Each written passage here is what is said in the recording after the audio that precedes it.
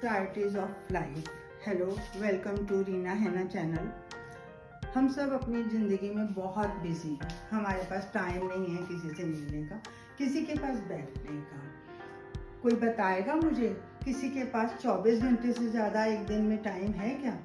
उसी 24 घंटे में हमें सब कुछ प्लान करना है और आगे चलना है। हम कभी अपनों के साथ बैठते नहीं, उनके साथ रहते नहीं, फिर कहते हैं कि ये ज़िंदगी हमारी बदल रही है या फिर दुनिया बदल रही है, किसी के पास संस्कार नहीं है या फिर बच्चे कहीं मिलते या जुलते नहीं हैं। जब हम अपने घर से शुरू करेंगे, जब हम अपने आप को देखेंगे, हम हर टाइम कहाँ बिजी हैं। हम अपने फ़ोन में बिजी हैं या फिर टीवी में बिजी हैं या फिर खाने की टेबल पर भी बैठे हैं, सब अपने अपने फ़ोन में बिजी हैं। तो कैसे फिर हम संस्कार दे पाएंगे अपने बच्चों को? जो हम करते हैं हमारे बच्चे वही करते हैं, हमें ही देखते हैं, हमें फॉलो करते हैं। फिर जब हम संस्कार भूल रहे हैं तो फिर हमारे बच्चे कैसे याद करेंगे? हमें चाहिए कि हम बैठें उनके पास या उनको बुलाएं, अपने पास बिठाएं, साथ बैठ के खाना खाएं, पर फ़ोन को साइड रख दें या फिर टीवी को ना ही चलाएं।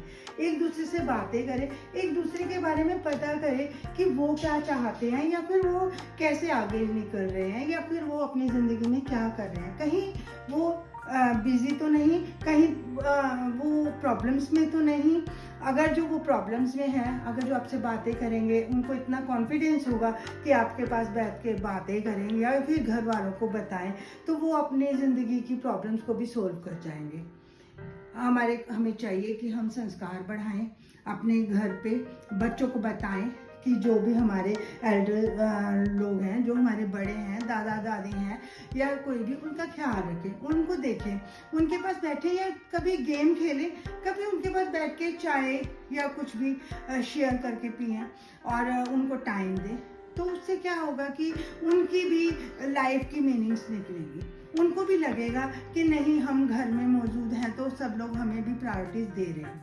एक्चुअली तो प्रायोरिटीज़ का ही खेल होता है। हमें जो अच्छा लगता है, जो हमें लगता है कि हम ये करें, वो हम कर ही लेते हैं क्योंकि वो हमारी पसंद का काम होता है। और जो हमें नहीं पसंद होता या फिर हमें उसका आदत नहीं होती तो फिर वो हम नहीं कर पाते। हम छोटे बच्चों को इकट्ठे बिठाएं, उनको एक रूम में खेलने की आदत डालें, उनके पास जाएं और उनको अपना खाने को शेयर करने को दें। फिर अपने घर में जो भी आप करते हैं या पूजा पाठ करते हैं या फिर आप कोई त्योहार है तो उसके बारे में आप बताएं कि ये त्योहार ऐसे मनाया जाता है। ये नहीं कि आप खुद ही बस किया हो गया, बच्चे आए या नहीं आए नहीं फर्क पड़ता है फर्क हमारे घर से, हमसे संस्कार चलते हैं। अगर जो हम संस्कार नहीं देंगे अपने बच्चों को तो बाहर की दुनिया में तो वो कहाँ से संस्कार जीतेंगे। और अगर जो दुनिया से हम कहें कि वो संस्कार ही नहीं है तो वहाँ तो हम गलत हो जाएंगे। अपने घर के माहौल को, अपने एक दूसरे के बारे में बताएं कि कब क्या फॉर्मेलिटीज करनी पड़ती हैं या फिर फॉर्मल ना होकर नॉर्मल ज़िंदगी में एक दूसरे का ख्याल रखें, एक दूसरे का ध्यान रखें। और जब हम आगे बढ़ेंगे तो हम देखेंगे कि जो हमारी प्रायोरिटीज़ हैं वो अब बदलने लगी हैं और हमारा जो टाइम है, 24 घंटे में हम बिज़ी रहते थे, उसी टाइम में हम अपनों के साथ बैठ पाएंगे।